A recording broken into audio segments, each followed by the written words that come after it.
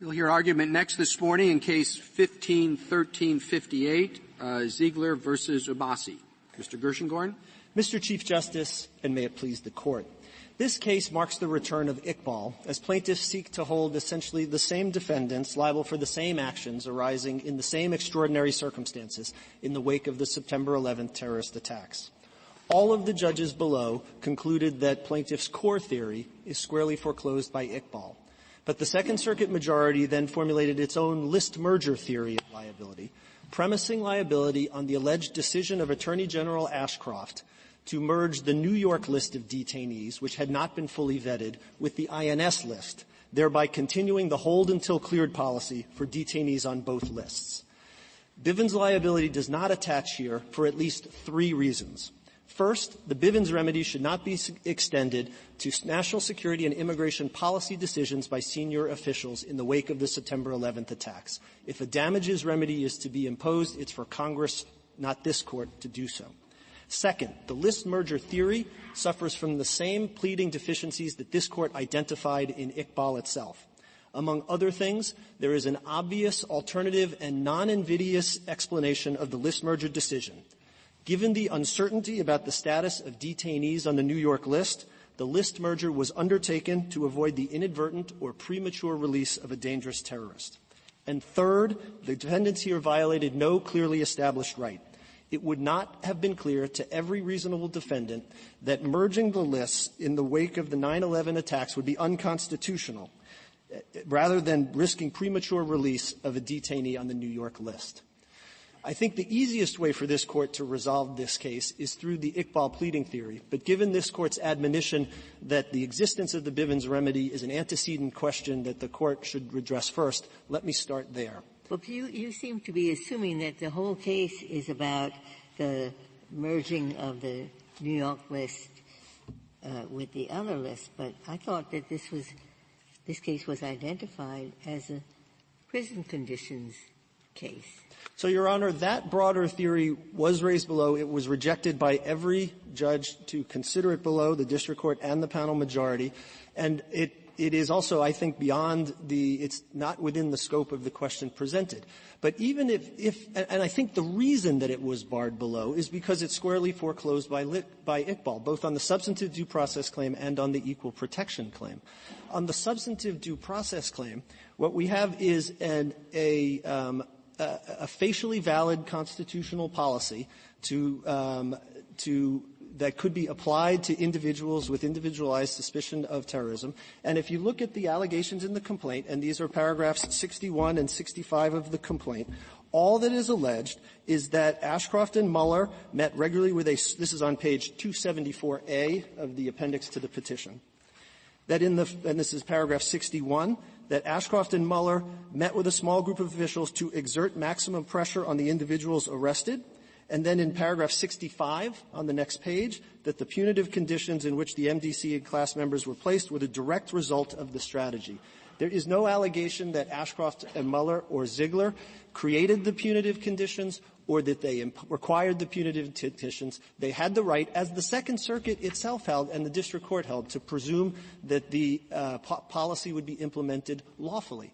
The only real theory that survives, I think, Your Honor, really is the list merger theory, and that theory fails. I think it's critical to understand in that context how the situation looked to the Attorney General Ashcroft, who's alleged to be the decision maker. I'll come back to the failure of the complaint to allege that he was the decision maker, but even taking that, what he faced was the New York list, which involved aliens, all of whom were out of status and had been picked up in the course of the Pent Bomb investigation. He knew that not all of those aliens had individualized suspicion determinations, but that some may well have had nexus to terrorism. And he knew that the conditions of confinement would be lawful. It is not disputed that those would be lawful as to those with individualized suspicion.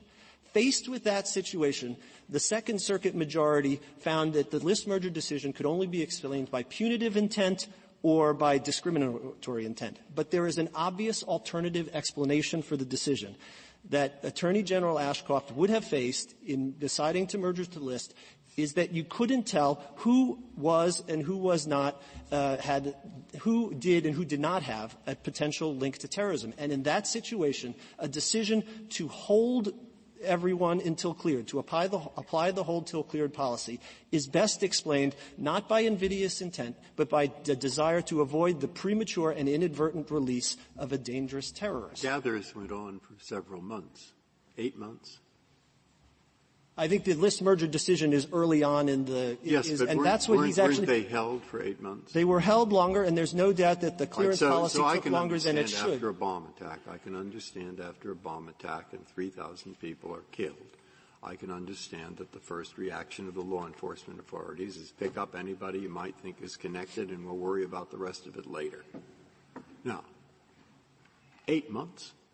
Now, what they do allege is that Ashcroft and Mueller knew that the FBI had not developed any reliable evidence, that's paragraph 67, tying the plaintiffs to terrorism, but authorized their prolonged detention in restrictive conditions.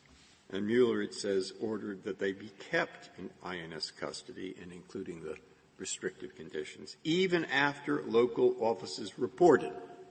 They don't say reported to whom. So that is a point in your favor. But that there was no reason to suspect them of terrorism. But I think fairly read, they're saying they authorized it. They knew that some of these people had no information against them, but the answer is pick up anybody who might have a connection, and then just keep them there. I mean, that's what's worrying me a lot. And why doesn't that at least state an allegation? Suppose it had been 5 years. Suppose it had been 10 years. I mean, we all know the problems with that. And if you know it, I can see it for a day, 2 days, 5 years, 8 months. I mean, why isn't that an allegation that at least you have to deal with on discovery and so forth? Your Honor, because I think the core of the allegation against Ashcroft and Mueller is not that they prolonged the detention. The policy that they adopted in the list merger decision was facially constitutional because it adequately dealt with and fully dealt with the dilemma that they faced. How long after 9/11 did they adopt that policy? I believe it was within the first months after 9/11. First months. Yeah. How many months? Your Honor, I apologize. I don't have the exact. Well, is it more like 8 months or more? No, like Your Honor. No, it is in October. I believe it's in October after the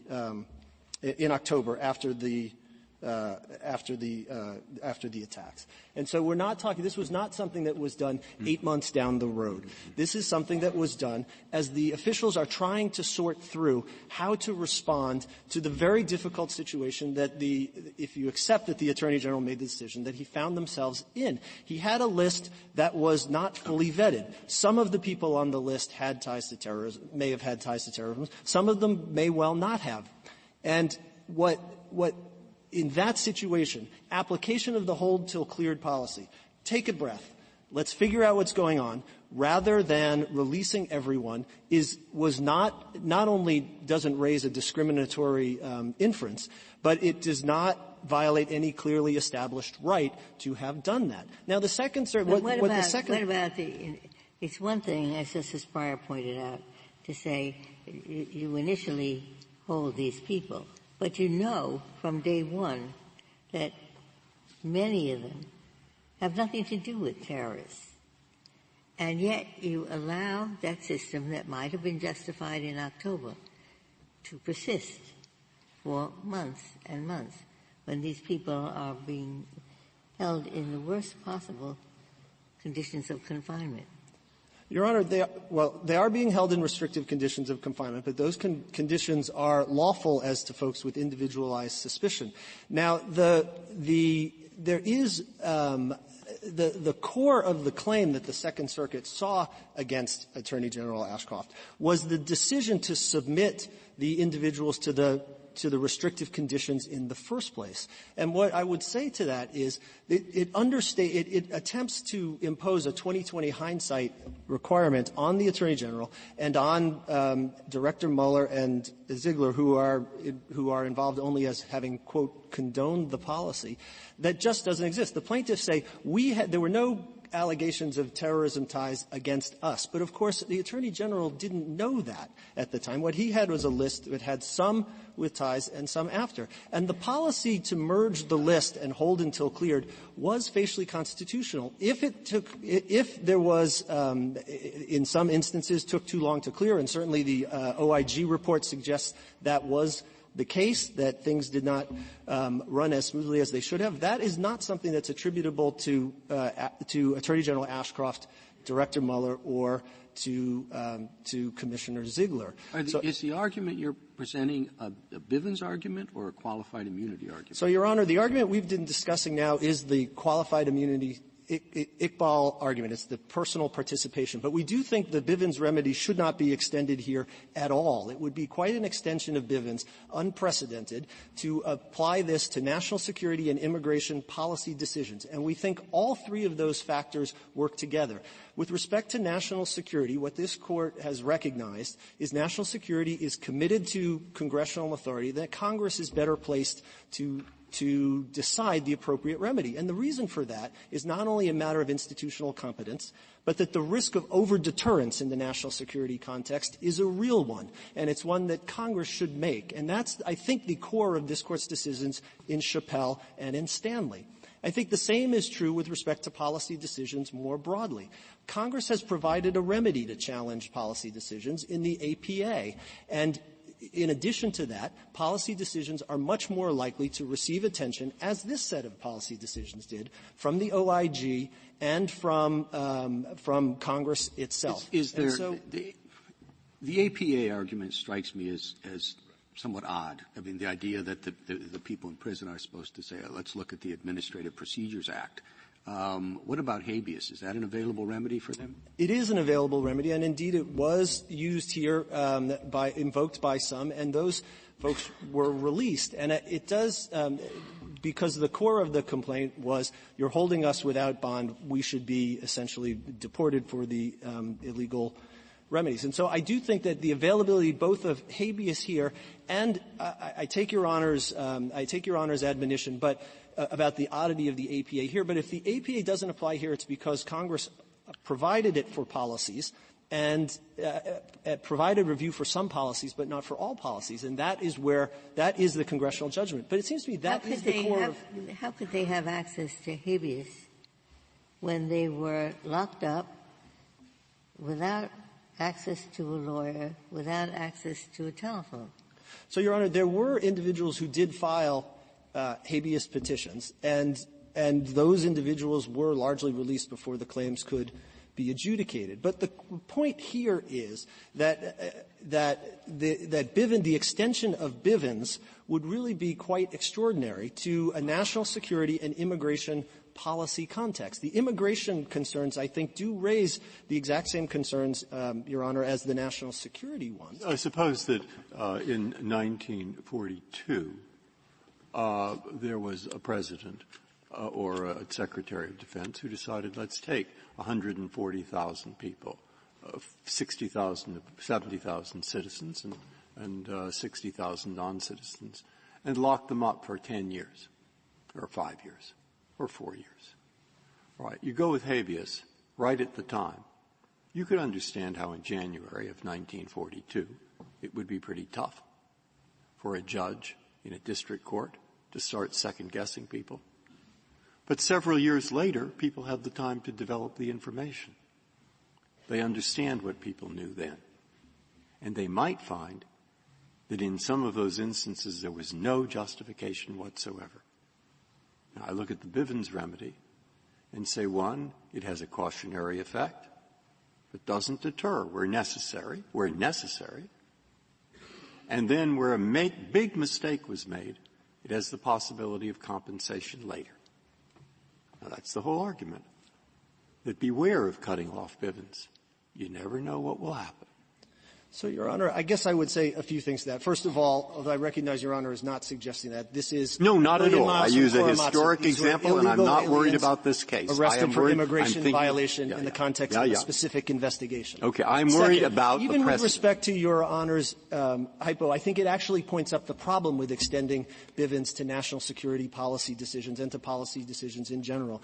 It should not be in the national security policy context that this Court should be calibrating the deterrence and under-deterrence and over-deterrence in that situation. That is a judgment for Congress. And if Your Honor is serious about compensation, and this is the problem with policies, it can't really be the case that the right way to get effective compensation is to put the Attorney General, the Director of the FBI, and the Commissioner of the INS personally on the hook for the whole class. The Secretary of the Treasury. What's the best authority you have for saying that assuming there's a Bivens action, it has to be cut off at the lower level of officials? It can't be to the highest official. What authority do we have? It's not the highest level of officials, Your Honor. It's when there's a broad national security policy, and I think that is what this Court said on page 74 of Malesko, that the way we challenge policy decisions is not through Bivens, it's ordinarily through an injunctive action. If I could reserve the balance of my time. Thank you, General.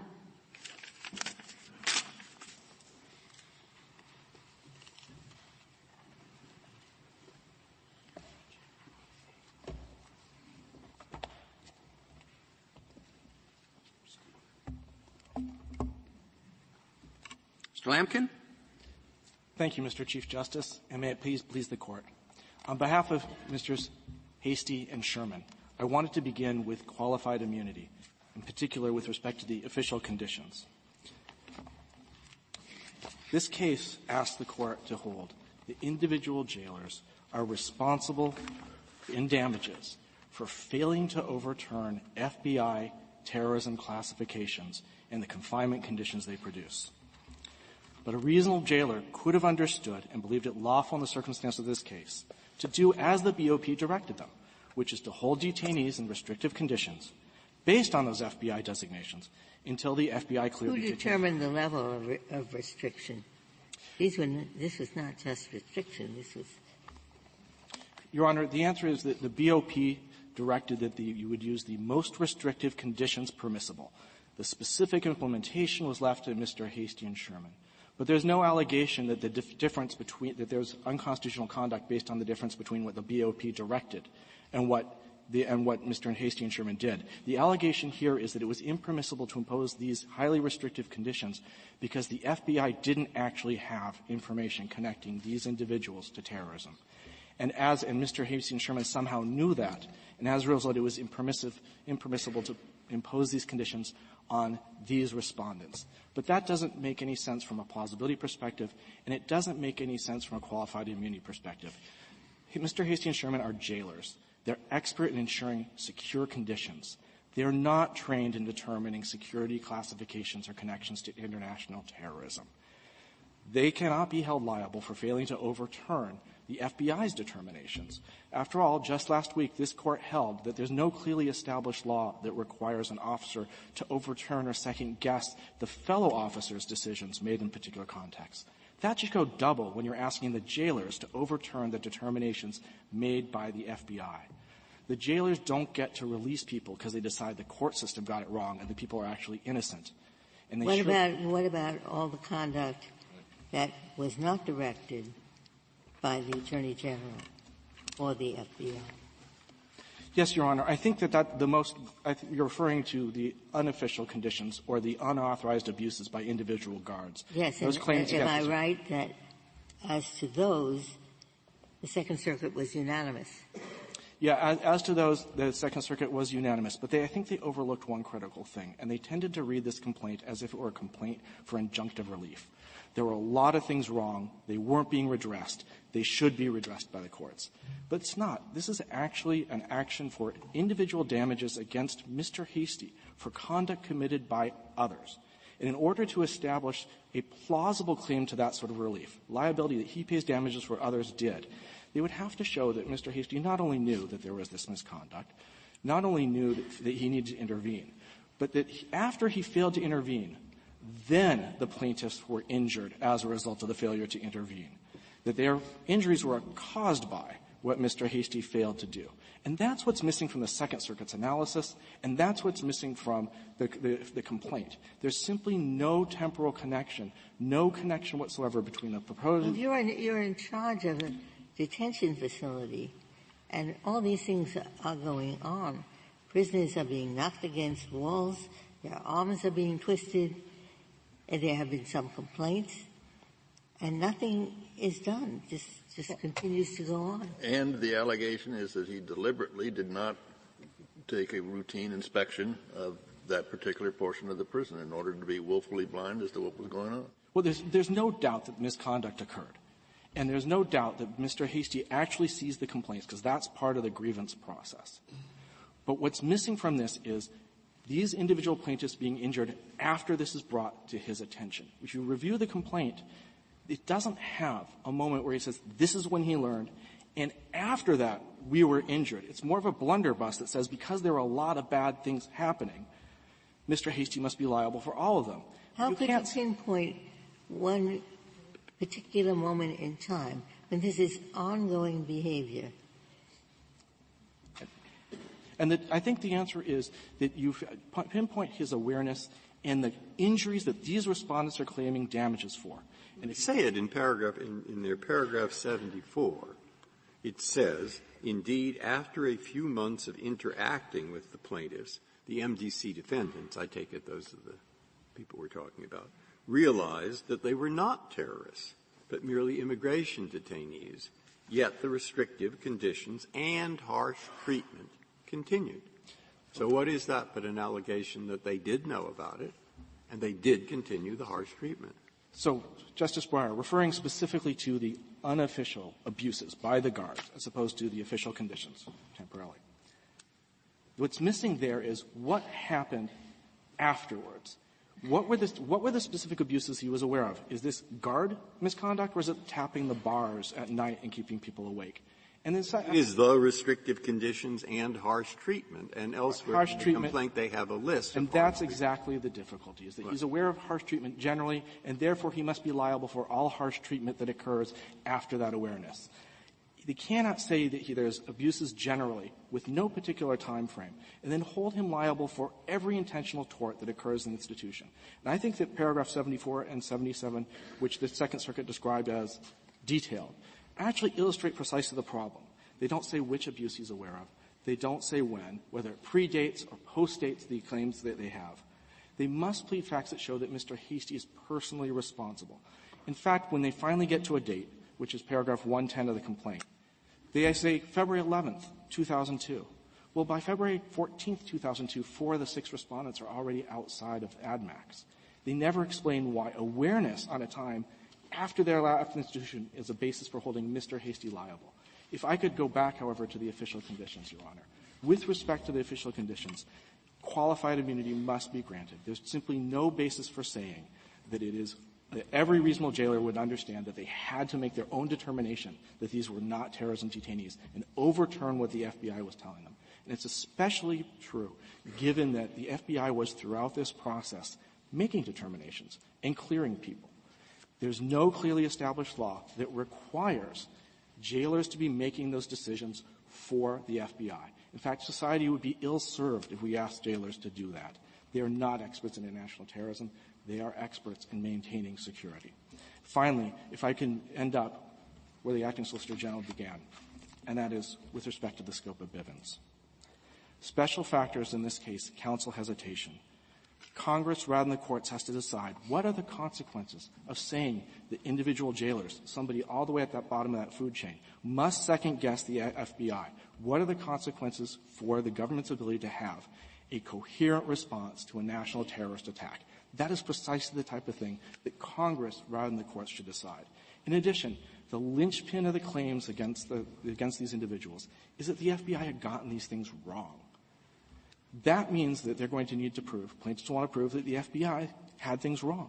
It implicates, cases like this implicate the need to access sensitive. So if the official policy that was adopted, that we want to beat the prisoners, every day, and that was the FBI policy, and it's communicated down, the prison administrator has no choice but to carry out that policy?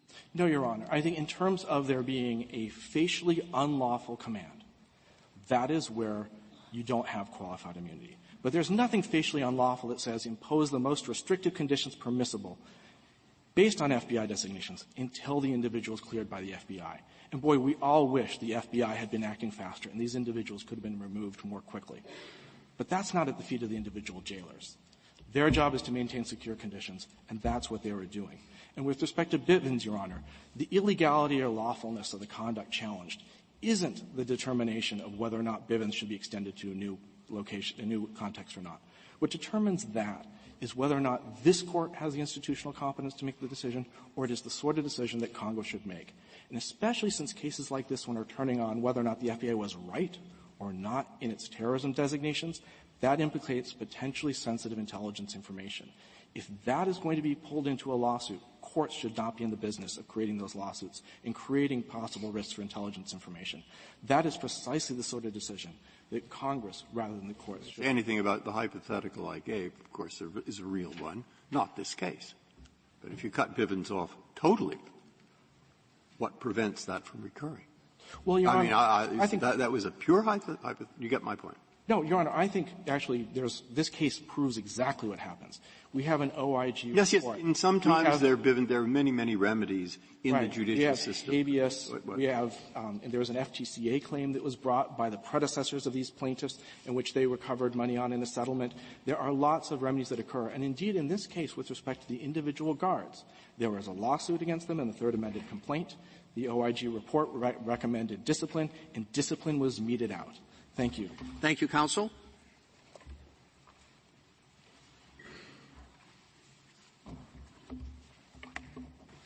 Ms. Meeropol. Mr. Chief Justice, and may it please the Court. Under petitioner's theory, any Muslim or Arab non-citizen present in this country could be placed for months in solitary confinement for violating the immigration law. But this Court has a historic role to play in ensuring that race and religion do not take the place of legitimate grounds for suspicion, and in deterring future federal officials from creating government policy to do the same. Now, that role includes the shaping and announcement, really, of private damages remedies. We've been very explicit about the restraint in extending the Bivens action beyond its original contours. That's correct, Mr. Chief Justice, and we don't believe that this requires any extension of Bivens whatsoever. When this Court heard Iqbal, the Court distinguished between Mr. Iqbal's claim of religious discrimination, which the Court assumed would have required an extension of Bivens, and the Court assumed that it would be so extended because the issue was not directly argued before the Court. But the Court treated differently Mr. Iqbal's claim for an equal protection violation, noting that the Court had allowed Bivens claims for equal protection violations under Davis, and there's no way to read the distinction between those two claims in Iqbal other than that an equal protection claim, such as the one that these respondents have, arises in a familiar Bivens context. The Court has in the past allowed prison conditions claims for under Bivens. There is nothing new here. Now, what petitioners are that was failure to give medical treatment. That's correct. In Carlson, there's been Bivens, the gender discrimination case, and Coleman versus Miller, I think.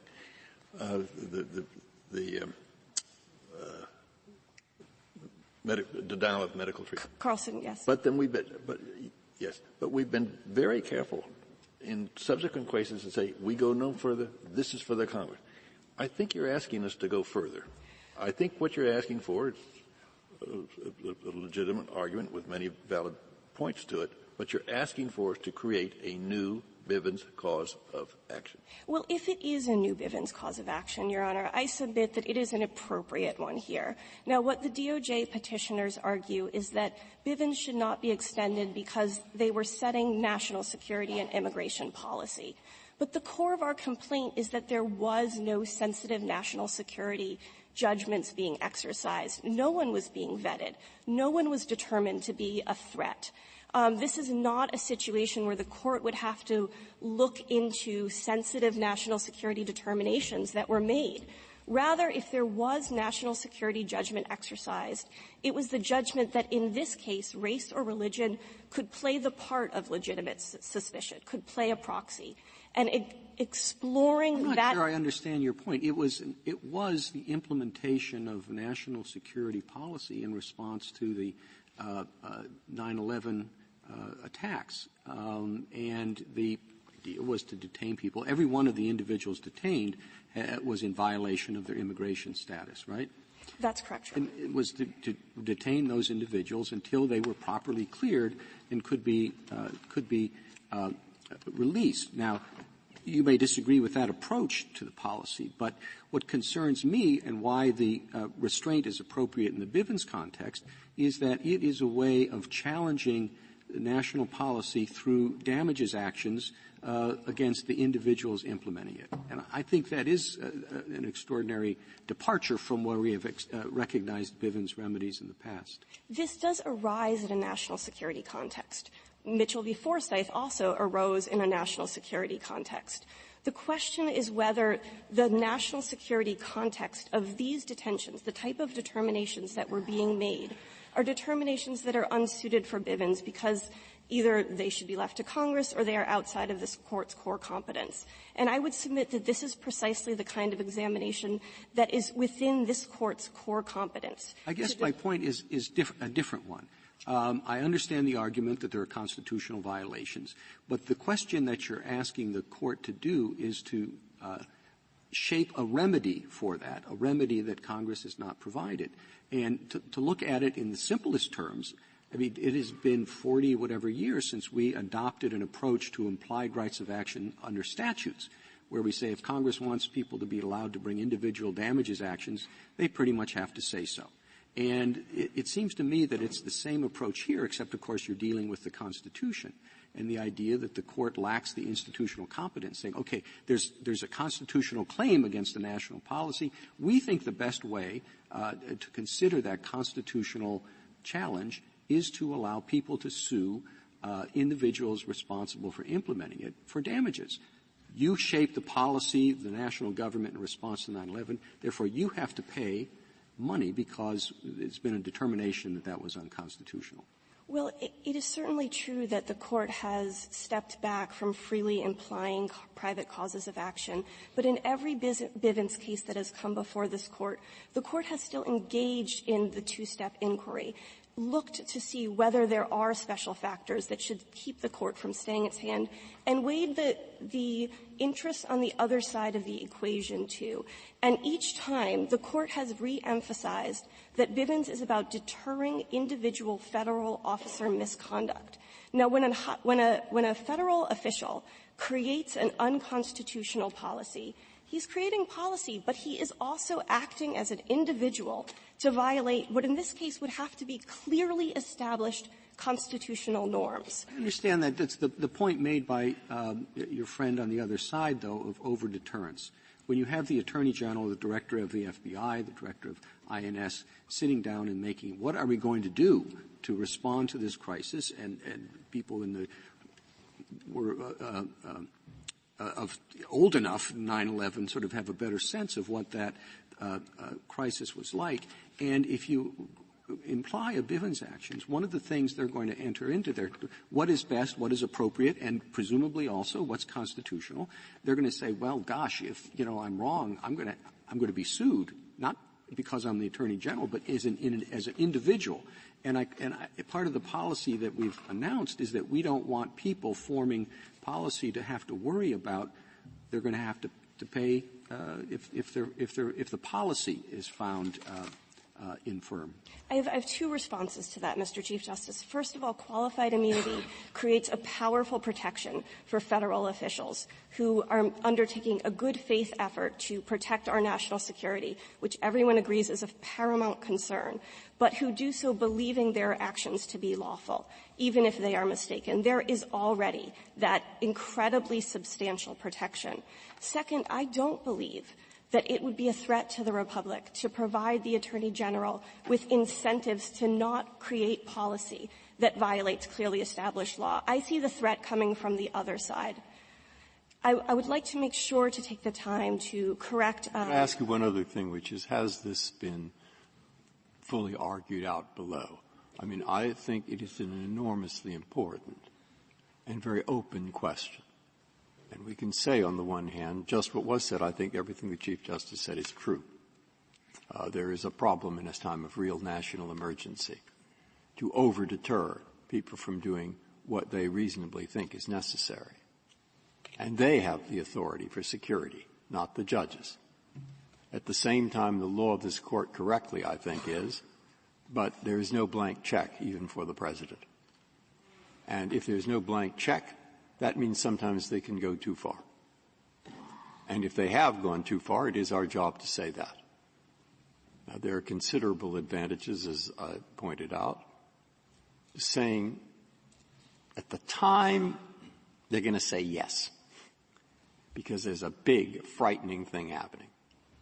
But maybe they went too far too fast, and then this offers a remedy later, and maybe the deterrence is good. Okay? You see both sides. Mm-hmm. Has that been fully argued in this case?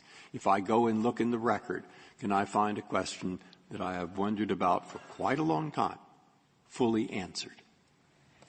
I don't believe so. I think the question you're posing is whether damages would actually be a less intrusive remedy in this situation than allowing for an injunctive relief claim at the outset, if I understand your question correctly. It's in a set of cases. And yes, no, I don't believe that has been fully addressed below. The circuit, of course, found that no extension of Bivens was required. So the circuit didn't engage in the analysis of whether, if an extension is required, one in this situation would be called for. My friend argued both on reply and from the podium that that this case cannot be distinguished from Iqbal. But what distinguishes this case from Iqbal is that we respondents have a factual allegation that the DOJ petitioner's policy was to target Muslims and Arabs for harsh treatment, and that they imposed this treatment knowing there was no reason to suspect respondents of ties to terrorism. Now, my friend argued that even if DOJ petitioners had known that there was that many were arrested without an articulable tie to terrorism, that the petitioners had reason to believe that some among that group might have potential ties to terrorism. And that explains the harsh treatment without raising an inference of discriminatory intent. But I don't believe that is a fair reading of the complaint or the OIG report.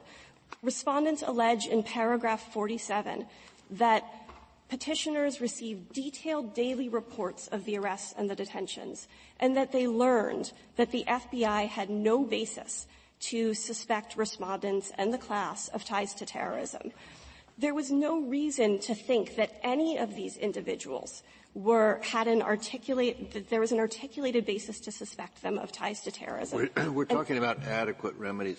Can you tell me, Justice Ginsburg pointed out, these detainees didn't have access to the outside. Were there any legal proceedings filed, injunctive proceedings after, say, month 2, month 3, and were those remedies completely inadequate to district courts to look at this and say that we're not going to give relief? There were some habeas petitions filed. In general, the government's response to those petitions being filed was to move the detainee up to the front of the list, to clear him so that he could be removed from the country and from the restrictive conditions of confinement before a court could have the opportunity to rule on the legality of the detention.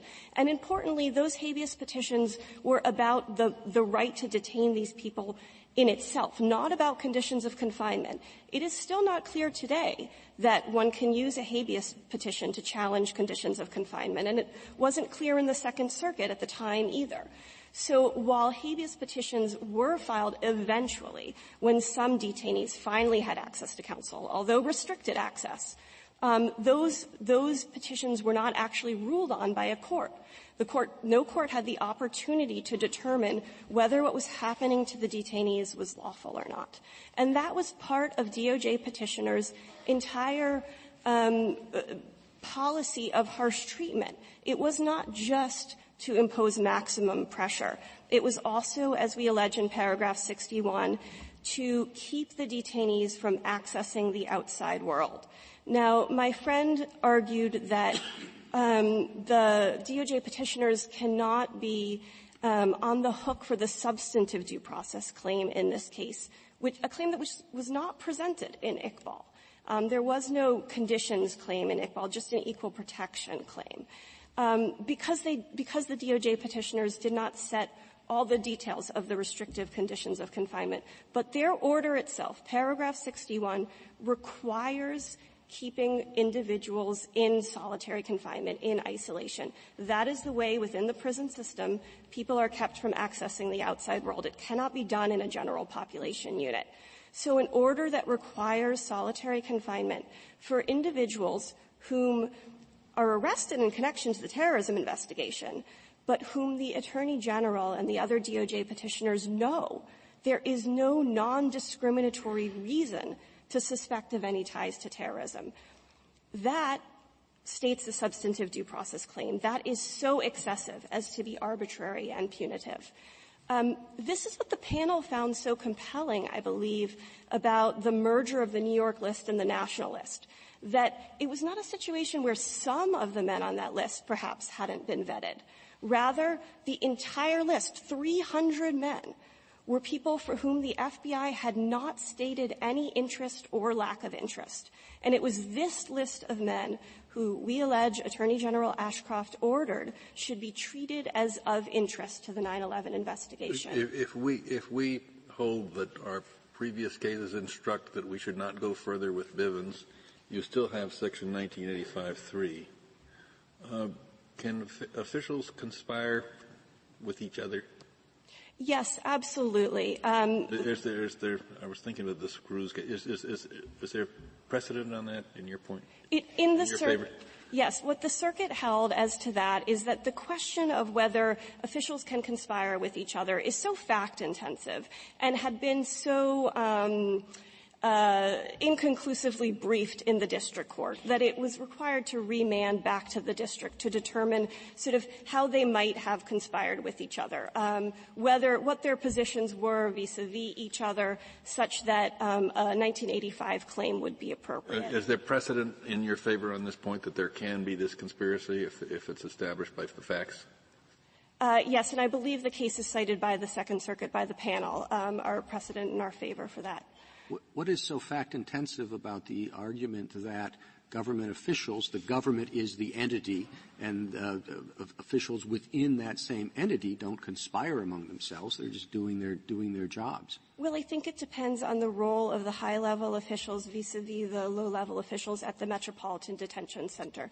Certainly, we argue that officials at such disparate levels of the federal government, which is vast, could be held to have conspired with each other. But I don't think it is an argument that was fully developed before the district court, and that was what the circuit held, and that's why it should be remanded to the circuit and that remanded to the district. I want to make sure to address the arguments by the MDC petitioners, because really their argument about not extending Bivens for the claims against those officials is very different from the argument by the DOJ petitioners.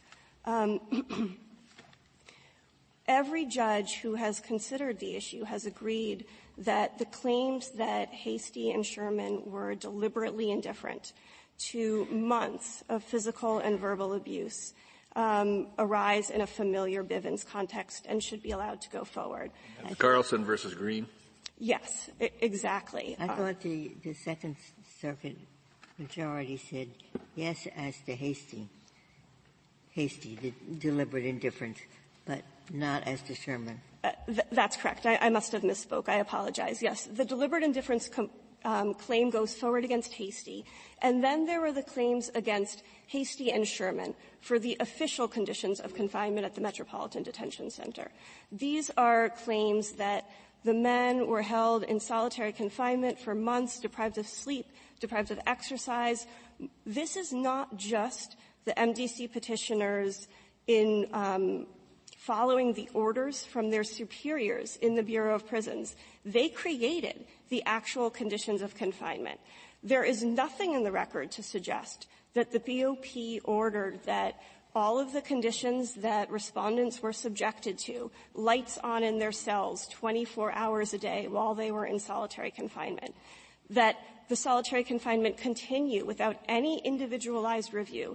There is nothing in the record. Were those conditions constitutional as to individuals about whom the FBI had reasonable suspicion of a connection with terrorism? That would depend. Placement in solitary confinement, if it is incredibly prolonged and incredibly restrictive, may be unconstitutional for anybody.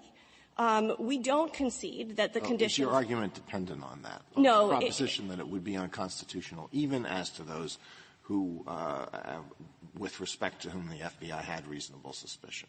No, and that brings up an incredibly important point that I want to make sure to get out, which is that we disagree with the MDC petitioners' statement that there was a terrorism designation here, that there was reason to believe that any of the 9/11 detainees had ties to terrorism.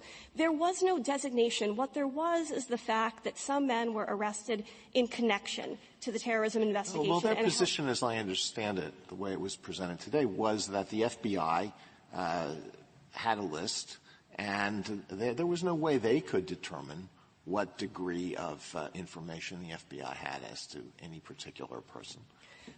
But they were told what information the FBI was relying on. That's in paragraphs 70, 71 through 74 of our complaint, that actually a liaison to the headquarters investigation was providing the MDC with information about all the men. With all the information? Do you think that the FBI, in a investigation of something sensitive like this about terrorism, would necessarily have told people at MDC every bit of information they had connecting people with terrorism? Well, our factual allegation is that they were told all the information that was relevant to the threat that the men posed to the institution. And also important here is what the OIG has explained about the meaning of the of interest designation. Being determined by the FBI to be of interest to the 9/11 investigation meant only that they were not of interest. This is not just something that was happening in New York. The OIG quotes the head of the National Security Unit of the INS, who explains that if the FBI could not state whether or not it had an interest in an individual, that individual was held as of interest to the 9/11 investigation. So even if there is word being sent out that, these men are of interest to the investigation, we have to be careful with them, what the MDC petitioners received was that of interest designation, which meant very little based on the policy being applied here. And then they received the detailed information. For example, that Ahmed Khalifa was arrested, was encountered by the FBI in the context of the 9/11 investigation, had violated the immigration law, and that the FBI might be interested in him. This is the actual information that was provided that we have made available in the complaint.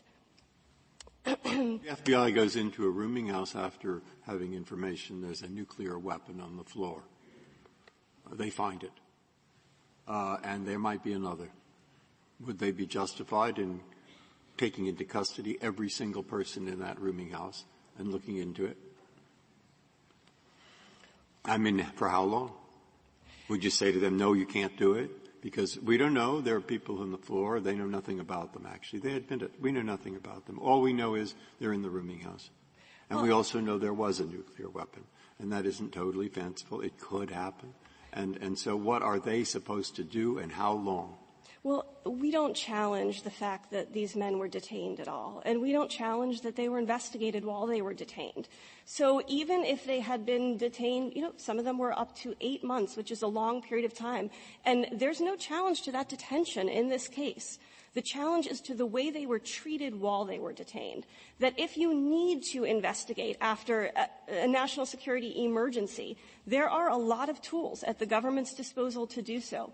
What you cannot do is single out a group of people whom you know there is no basis to suspect them of any ties to terrorism beyond sharing racial and religious characteristics with the 9/11 hijackers, and to decide that that group of people poses such a threat that they must be placed in the most restrictive conditions of confinement that exist in the federal system while we take the time, 8 months, up to 8 months, to determine whether there actually is any basis to suspect them of anything other than an immigration violation. And at the end of the day, actually there wasn't. Everybody was cleared and deported. As one would expect from a policy that is not based on investigating, based on actual suspicion, but is rather a blunderbuss attempt to gather all of the Muslim and Arab non-citizens whom one has authority over by virtue of their immigration detentions and hold them in restrictive conditions of confinement while they are treated as suspected terrorists. If I could get back for a moment to one of the Bivens questions, and that's about whether Bivens is appropriate for altering policy. I don't know if I was able to get this point out as well as I'd like to before to explain that I don't think that there is really any precedent for the idea that you can't use Bivens to deter creation of a clearly unconstitutional policy. And if the Court did rule in that way, what would there be to deter the creation of unconstitutional policies in the future? Now, of course, policies can be stopped as they are ongoing, but that does not protect the individual against whom, potential serious law enforcement action has been taken. Well, I suppose one answer would be the normal injunctive action would challenge the constitutionality of the policy, which would seem, at least at first blush, to be a more appropriate way of doing it than individual damages actions against officials responsible. But an injunctive claim, while it could stop current unconstitutional conduct, cannot deter future unconstitutional conduct from occurring. It doesn't deter the future Attorney General from creating an unconstitutional policy. And if national security policy is somehow insulated from judicial review, without even a determination that this is the type of national security policy where we could expect there should be sensitive judgments made. If in that situation there is no Bivens remedy, then there are times when the Court will be able to play no role in reviewing what has occurred because the individual simply can't get into court fast enough. Maybe in a situation like this, they're denied from getting into court for a period of time. And then when they finally do, the claims that the way that they've been treated is stopped. They're released. Someone else is picked up instead. There's never a chance to actually undertake judicial analysis of what has been occurring.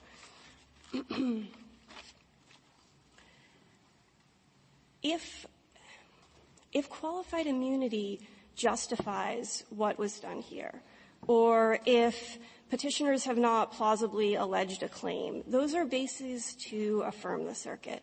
But if there is no cause of action at all, if individuals who are the subject of clearly unconstitutional national security policy don't even have the opportunity to get into the court, then there is nothing to deter even more excessive exercises of government power in the future.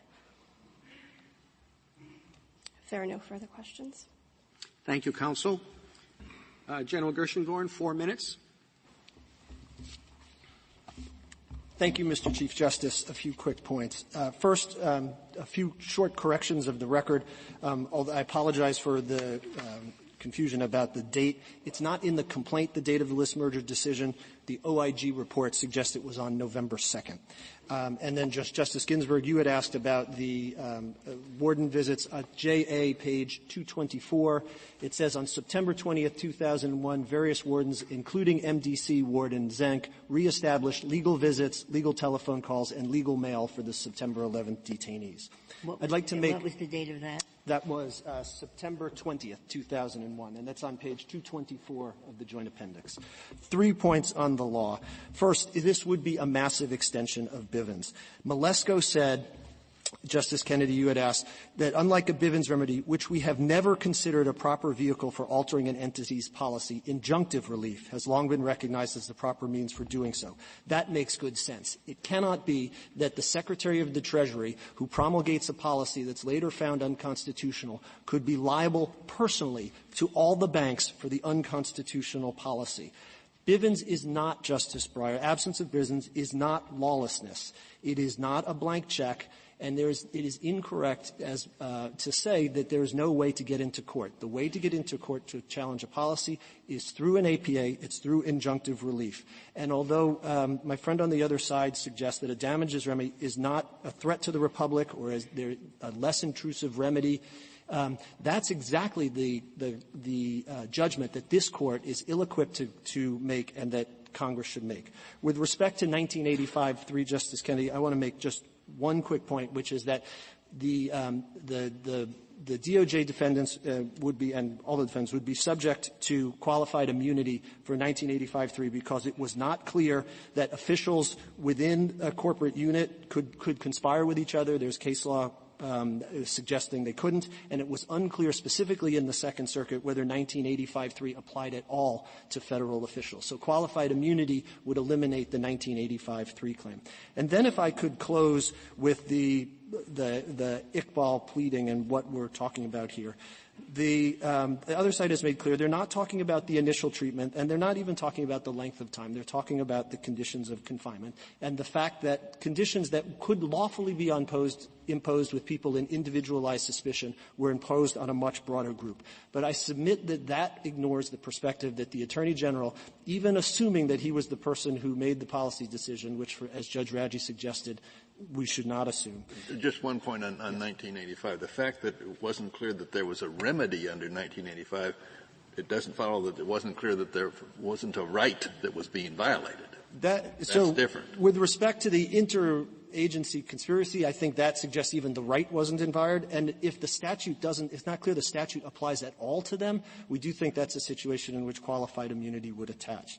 But just to close with what the Attorney General knew. The Attorney General knew that he had aliens who were legally detained as out of status and had been arrested in connection with Pentbomb, that restrictive conditions of confinement, not the unofficial conditions which have no connection to my clients, but the restrictive conditions of confinement were okay for some with individualized suspicion, but he had no way to know which ones were and which ones were not subject to that condition. In that situation, he made the decision to subject the whole group to a hold until cleared policy till they could figure it out. The idea that because in 2020 hindsight we can identify the particular individuals who were not connected at all to terrorism and thus were wrongly detained does not change the reasonableness of his judgment, the fact that you can't infer punitive intent and discriminatory intent and the fact that it was not clearly established that the list merger decision, which is what a core of what the Second Circuit decided, that the list merger decision was unconstitutional when made. If there are no further questions. Thank you, counsel. General Gershengorn, before you leave the podium, I'd like to note that the Court thanks you for your service to the Court as Acting Solicitor General over the past many months. Thank you. The case is submitted.